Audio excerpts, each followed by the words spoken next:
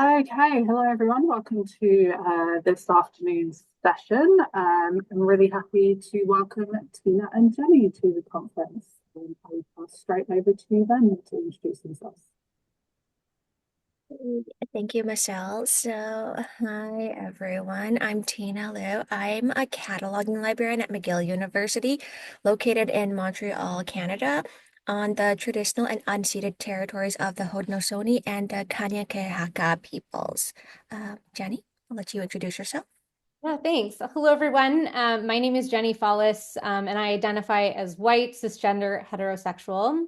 I've previously held positions working in public libraries with children and youth, but now I'm a liaison librarian as well with McGill University, supporting liaison areas of in agriculture and environmental sciences. So thanks for having us today. So our presentation is titled Lessons from the Tortoise, Rethinking Diversity Beyond the Body Count. And why tortoises, you might ask? Tortoises, because we're approaching this topic from the angle of slow librarianship, and much like the tortoise and the tortoise and the hare, we would all benefit from learning to slow down a little bit. So this presentation is based on a chapter that we're contributing to a forthcoming volume in Slow Librarianship, Reflections and Practices, edited by Ashley Rosner, and it'll be published by Library Juice Press. So in this chapter, we critique current EDI practices and argue that slow librarianship will foster a more sustainable and effective approach to EDI, because much like how the tortoise wins against the hare by going slow and steady, we would also like to argue towards slower and steadier approaches to EDI. So just to give a brief overview of this session, we've broken it up into 3 sections that reflect the sections in the chapter. So we'll each be speaking to the portions of the paper that we've written, which now brings us to part 1, where we question the assumptions in the contemporary discourse around EDI. So to question the point of EDI, we also need to define what EDI is. And generally, EDI refers to equity, diversity, and inclusion. This acronym can be expanded in various forms to include accessibility, belonging, decolonization, anti-racism, justice, and etc. Likewise, there are a variety of different acronyms that broadly boil down to the same overall goals. But throughout this presentation, we're going to be referring to EDI as that is the iteration most common in Canada, which is our social context. And generally speaking, EDI tends to be used as an umbrella term for a variety of terms that are closely related to social justice movement. But we're going to be deeply critical of EDI to the point that one of our underlying questions is whether we need EDI at all. And it can be difficult to critique notions of diversity, equity, inclusion, and accessibility because they've become so closely entwined with the goals of social justice. Primarily, this idea that there should be an equal distribution of wealth, opportunity, and privileges within a society that protects the rights of individual. And to be clear, when we criticize EDI, we're not criticizing the underlying tenets of social justice. But what we want to do is point out that EDI often becomes this catch-all term for a variety of initiatives that don't necessarily all prioritize social justice. So if anything, we want to highlight that EDI is an organizational framework and not a social justice framework. And as an organizational framework, EDI is the dominant organizational framework for organizations and institutions to address the needs of marginalized communities. And several events in the early 2020s really sparked interest on EDI. There's a 2020 murder of George Floyd and the subsequent protests against police brutality. This overlapped with a rise in anti-Asian hate crimes due to the COVID-19 pandemic, and all further exacerbated by how the pandemic shutdowns highlighted broader socioeconomic disparities across societies all over the world. And then EDI discourse in North America got additional oil thrown onto the flame in 2023 when the US Supreme Court shot down affirmative action in university admissions. But despite the attention it's recently received, this EDI is not new, and the conversation around EDI specifically has gone on for a couple decades now. So, for example, there's a Harvard Business Review article from 1996 that addresses nearly the exact same concerns regarding EDI that we're addressing now. They didn't call it EDI, but it's the same thing. And they touch on the same concerns. So just to give like other examples of some historical policies and legislation in North America that would now be considered EDI, but weren't at the time. In 1984, the Abella Commission in Canada eventually led to the Employment Equity Act, which designates women, visible minorities, people with disabilities, and Indigenous peoples as equity-seeking groups, and that should be the beneficiaries of employment equity. In 1961, Executive Order 10925 was signed by John F. Kennedy, which required all federal contractors to take affirmative action to ensure that applicants are employed without regard to their race, creed, color, or national origin. In 1865, at the close of the U.S. Civil War, Union General William Sherman's Special Field Orders Number 15 would have constituted reparations to the newly freed slaves through plots of land.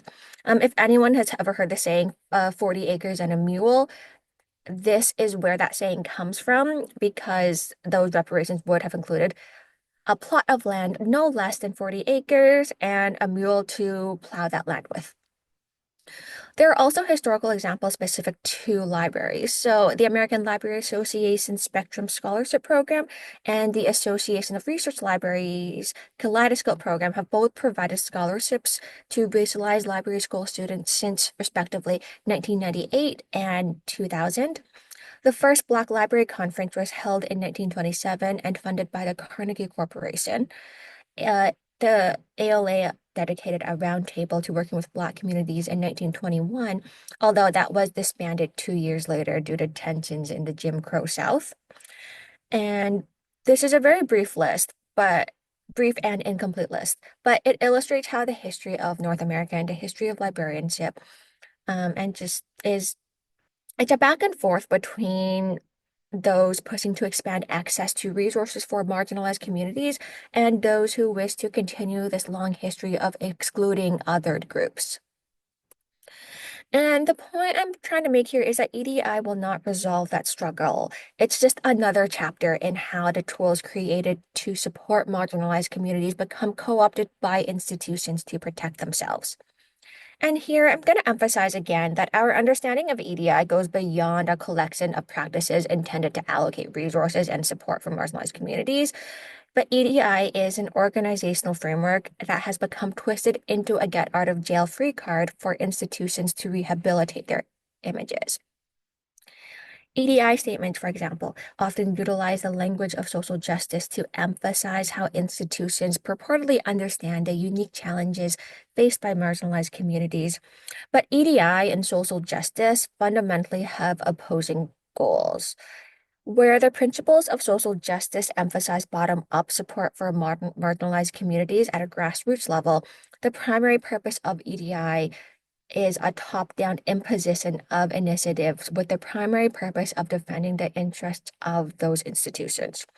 So while institutional EDI and social justice are not entirely a black and white dichotomy, their differences are better elucidated through how they function in relation to neoliberalism.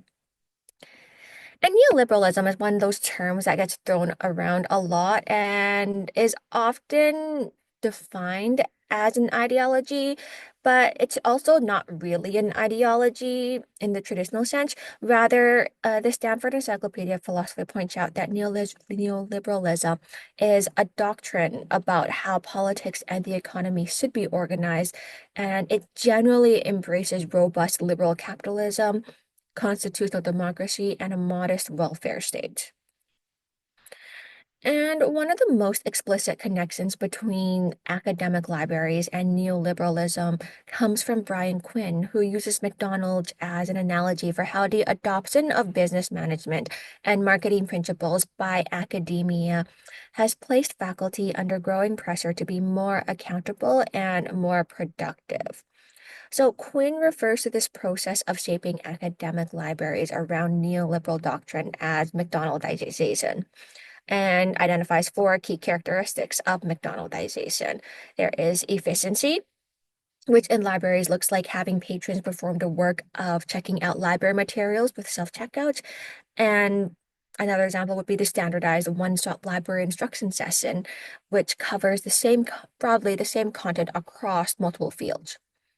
The second characteristic is calculability, which and examples of that are keeping extensive statistics on item usage, reference transactions, cataloging, and interlibrary loan activity. The third characteristic is predictability, where there is little variance in library collections and services provided across institutions, because in North America, you can walk into just about any university library and you'll get more or less the same service.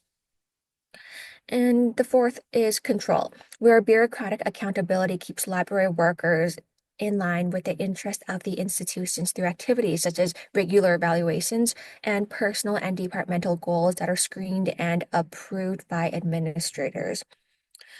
And so while we take a fairly critical tone here, we also want to acknowledge that many McDonaldized practices serve valuable functions for academic libraries as well.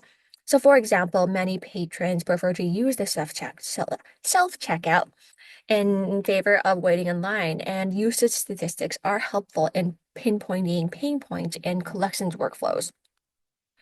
But as a whole, this process of McDonaldization also illustrates the extent to which neoliberal practices shape how we approach library initiatives and determine their success.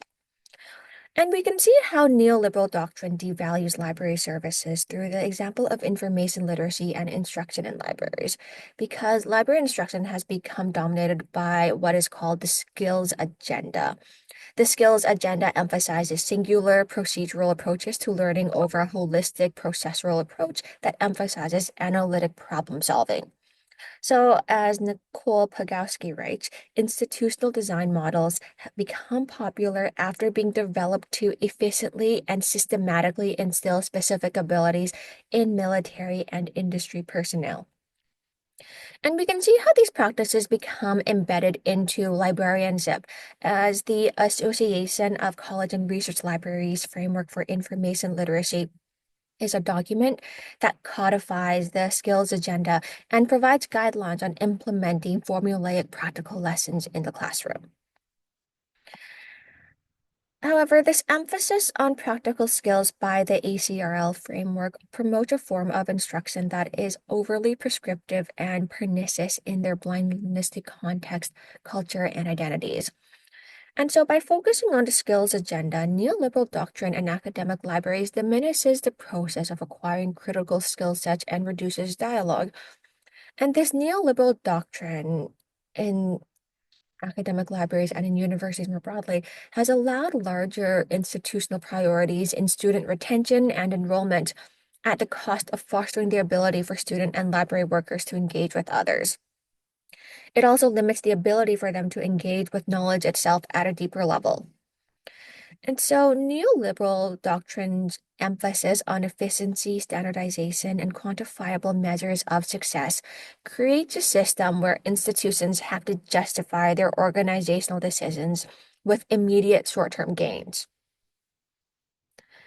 And this brings us back to EDI because this trend for institutions prioritizing measurable short-term gains over slower, sustainable initiatives, it sets up EDI for failure because the neoliberal doctrine is at odds with the goals of social justice. The organizational emphasis on measurable short-term gains impoverishes how we interpret the value and purpose of EDI. And instead of planning for meaningful long-term initiatives that foster systemic change, academic libraries focus their EDI efforts on projects like internships, residency programs, mentorships, and survey because they're considered easier goals to reach. And that's not to say that these initiatives don't provide real tangible value to people belonging to marginalized communities. I have benefited from some of these initiatives myself. But I do want to point out that all of these initiatives while they can have meaningful impact on an individual level, they're still also very limited in scope and impact. And so the consequence of prioritizing short-term planning is that EDI practices tend to revolve around the lowest hanging fruit. And only focusing on short-term planning creates a form of tunnel vision with regards to EDI initiatives. The superficiality of EDI initiatives within this organizational context renders impossible the possibility for meaningful and equitable change within librarianship, because the constant pressure to act doesn't leave room to question why or how to act. And so, as David James Hudson puts it, the expectations and assumptions about the practical character and value of our field subtly police the work we end up doing and supporting. So, for example, to appear effective, most EDI work centers representation because it's the most visible. But because institutions really question existing practices, stopping EDI initiatives at representation means that library workers belonging to marginalized communities are reduced to a body count. And while hiring and retention of racialized librarians is often spoken of in tandem, emphasis is very noticeably placed on hiring and not retention. And this further demonstrates how neoliberal doctrine center renders EDI impotent in the face of systemic inequities, because hiring is lower hanging fruit, it's measured numerically, and it's easy to share best practices for diverse hiring. And so the presence of a racialized body in that working in that institution is the deliverable that represents an institution's success. And in those activities, retention gets left behind because it's functionally a maintenance activity, which does not appear productive enough for administrators to focus much attention on. And so while I have been very critical of diversity so far in this presentation, I'm also very aware of the benefits of diversity, and I'm in no way arguing that librarianship doesn't need to diversify. What I am doing is I want to point out that not all diversity is the same. So Nancy Leong identifies two forms of diversity, thick and thin. Thick diversity is the view that diversity is a prerequisite to cross-racial interaction, which fosters inclusivity and improves all cross-racial relationships, thereby benefiting institutions and individuals of all races. And that is opposed to thin diversity, which is when people and institutions are exclusively concerned with improving the superficial appearance of diversity. So while what we want is more thick diversity, but what institutions tend to be concerned with is just thin diversity. And this reduces diversity into the common sense language of racial liberalism, the ready-to-wear, one-size-fits-all analytic available for the presumably simple and utilitarian task of transmitting anti-racism in the library world. And all this gets further exacerbated by how the breadth of the neoliberal doctrine in libraries means current EDI initiatives heavily reproduce the conditions through which whiteness sustains its dominative power. And as such, academic libraries cannot meaningfully support marginalized library workers without also actively challenging the neoliberal doctrine. And EDI, despite being dressed up in the language of social justice, is the neoliberal institutional solution to social stratification and injustices.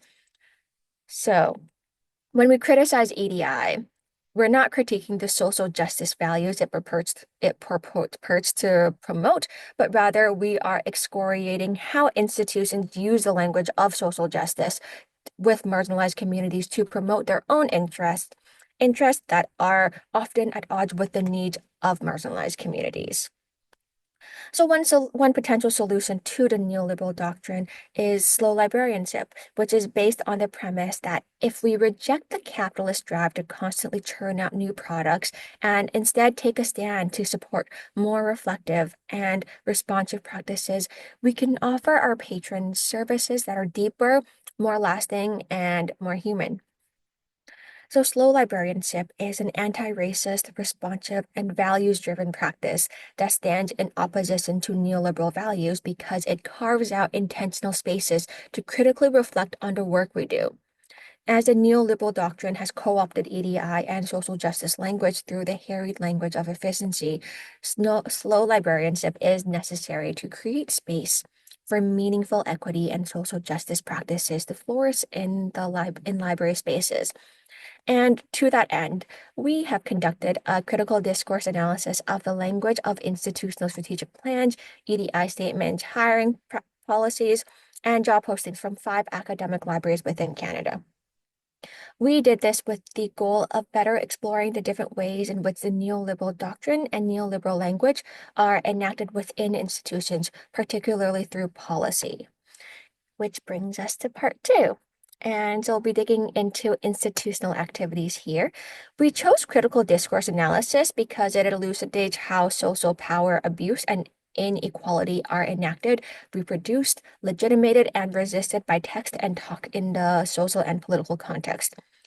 And so we further identified institutional documentation as our location of interest. So our goal here is to explore how discourse structures enact, confirm, legitimate, reproduce, and challenge relations of power abuse in society, particularly as we question why institutional approaches to EDI keep pulling up short in their ability to support marginalized community. And to that end, we selected 5 academic institutions in Canada to conduct the critical discourse analysis. Our selection process considered 2 main variables, the first being geography. So because I know this is a very international conference, not everyone might be familiar with Canadian geography. So here's a map. If you see, oh, you can't see where my mouse is. That's not helpful. I will not be mousing over, but if you look at the very southern tip, so if you look very closely at the map, you'll see a little star for Toronto. And you'll also see a little star for Quebec City, not to be confused with Quebec. It is the little pointy part at the southernmost tip. In that little tip, that southern tip there, over 50% of Canada's population lives in that tiny strip of land. Yes, that is a problem. No, that's not the problem we're going to address right now, but I wanted to point that out because it partially explains how we have divided our geographical regions. So the first is the Pacific Coast, that is in British Columbia in that kind of dark teal color on the far left. So then moving westward, our second geographic breakdown is the prairies that consist of Alberta, Saskatchewan, and Manitoba. That is a very big plot of land. The reason why we group such a big plot of land together is because they are culturally quite similar and because their population combined is about the same as the population of British Columbia. Population distribution is a problem. Our next geographical location is just the province of Ontario, followed by the province of Quebec. Quebec, for anyone who doesn't know, is unique in Canada because they're the only primarily French-speaking province. And so they get to be their own thing. And finally, we have the Maritimes, which is everything to the east of Quebec. They get grouped together because they're very small and not very populous. There is a whole big plot of land in northern Canada that we're ignoring. This is because their entire population consists of less than 0.4% of the total Canadian population, and they only have 1 university.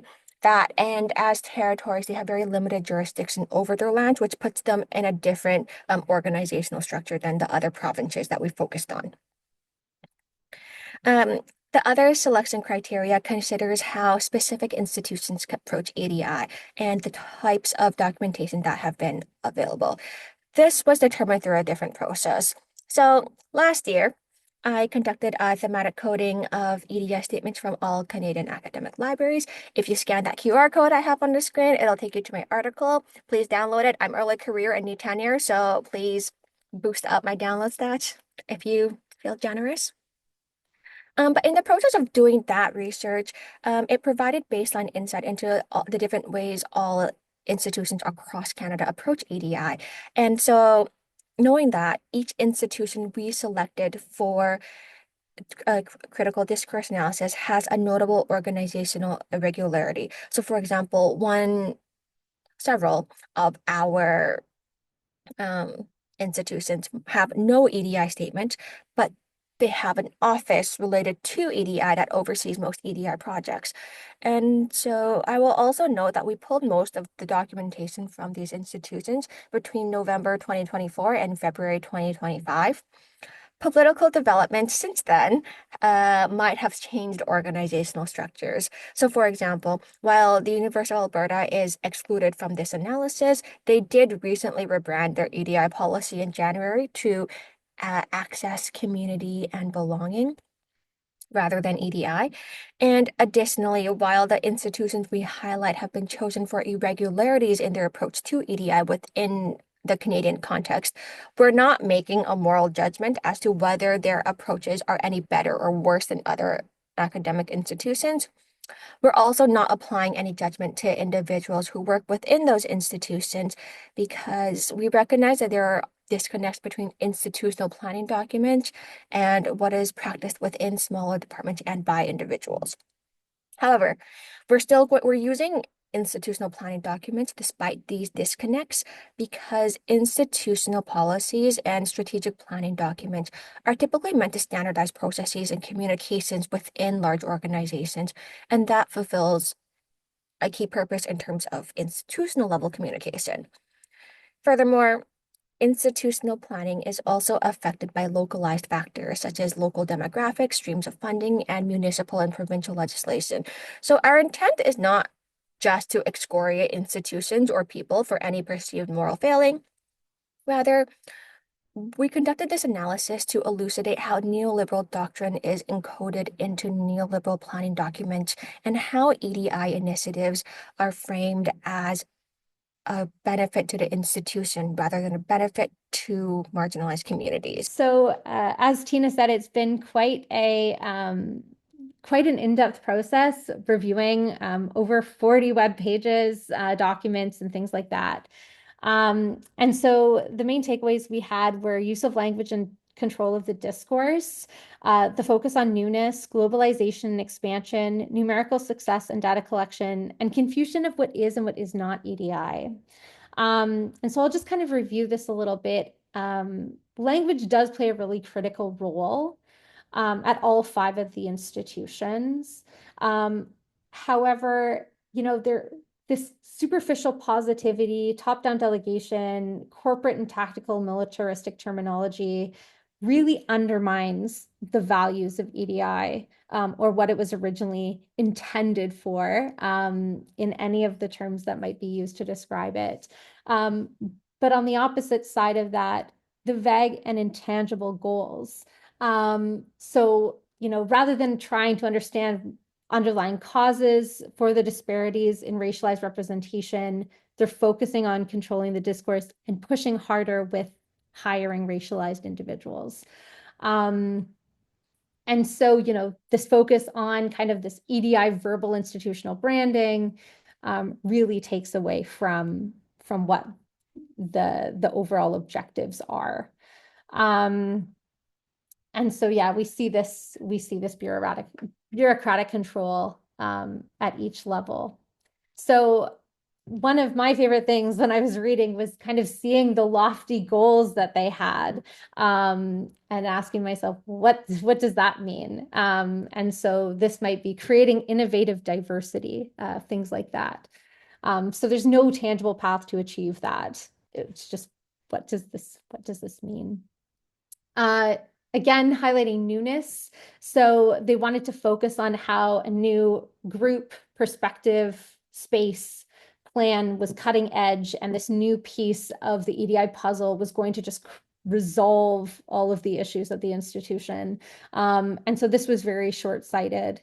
And so we found a very heavy focus on trying to kind of resolve rather than work towards like long-term goals. The diction, so again, terms like colonization, indigenization, these were used pretty much across the board. but they've been kind of bastardized to suit the needs of the institution rather than to take a minute and see what they actually are supposed to be defining. And then Queens, with their expansion effort, really shows kind of this underlying Western dominance, and kind of gives that idea of colonization, of moving outward and expanding outward.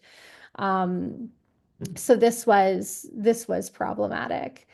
The focus on numerical success. So again, looking at body counts, how many people work in the institution, the deliverables. So when things will get done, how many tasks a committee has completed, EDI documents, how many are there, new offices.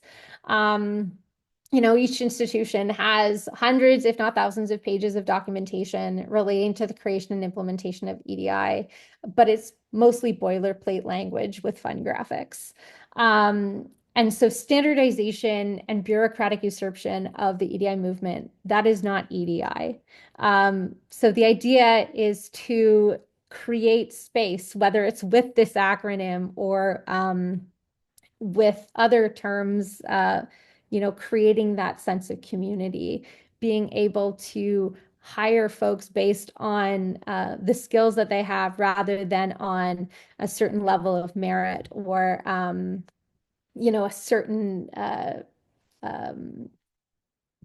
certain expectation or fit within the institution. So why is this important? Because right now admin just seem to be throwing things at the wall and hoping something sticks. We're rushing large projects without fully understanding the needs of the community groups that they're trying to serve. And it's not serving these intended communities. So due to the lack of numerical success of EDI hiring and retention initiatives, they're just focusing, on how to hire rather than talking to folks and seeing, well, what are the issues that folks are facing, and fully listening to those answers. So when that happens, they're then focusing on the individuals that work at these institutions and putting the onus on them to help them with this. And that puts emotional labor on these folks as well. So it's not serving those intended communities. And then it's also relying on the individuals that are already overburdened with the stressors of the workplace to then take on more work themselves. And we've seen numerous studies over the past 100 years that are showing these same issues. So there was a quote from like ALA in the 1920s, American Libraries Association, for those that don't know the acronym, again, stating, low numbers in librarianship. And so that's still true today across the board. So yes, intro to SLO. Thank you. So what will this look? Sorry, I'm just gonna cut off. We have like 3 minutes, so talk fast. I will be very, very quick. So what does this look like? So although there's a lot of scholarship to say what it shouldn't be, we need to really focus on what it should be. So slowing down. This can be really simple as, avoiding constant production and actually taking time to focus on the process. So we are going to be, something like talking to the community members in the hiring process, allowing somebody to leave their camera off if it would make them feel more comfortable. This might look like, having those community discussions that are not top-down delegation, but rather working within communities. There's been great conversations in terms of, those